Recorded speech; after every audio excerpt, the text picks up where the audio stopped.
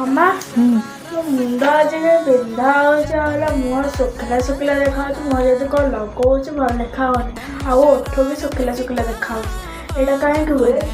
ପାଣି କମ୍ ହେଲେ ପିମ୍ପଲ୍ ଦେଖାଯିବ, ଡାର୍କ ସର୍କଲ୍ ଦେଖାଯାଏ, ଆଉ ଓଠ ବି ଫାଟିଯାଏ, ଆଉ ମୁହଁ ଶୁଖିଲା ଦେଖାଯାଏ। ଯେତେ ଆପଣ ମେକଅପ୍ ହୁଅନ୍ତୁ ମୁହଁ ଶୁଖିଲା ଶୁଖିଲା ସେଇ ସମୟରେ ତ ଭଲ ଦେଖାଯିବ, ତା କିଛି ସମୟ ଦେଖିବେ ମୁହଁ କେମିତି ଶୁଖିଲା ଶୁଖିଲା ଦେଖାଯାଏ।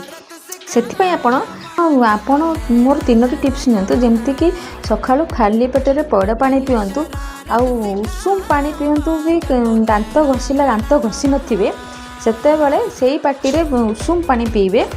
ଆଉ ଥାର୍ଡ଼ ହେଉଛି ଖାଇବା ଲଞ୍ଚ ସମୟରେ ଆପଣ କାକୁଡ଼ି, ତରଭୁଜ ଆଉ କମଳା ଏସବୁ ୱାଟର୍ ସଲ୍ୟୁବଲ୍ ଜିନିଷ ନିଅନ୍ତୁ। ଆମ ସ୍କିନ୍ ବେନିଫିଟ୍ ହେବ ଆଉ ମୁଣ୍ଡ ବିନ୍ଧା ବି ଦୂର ରହିବେ।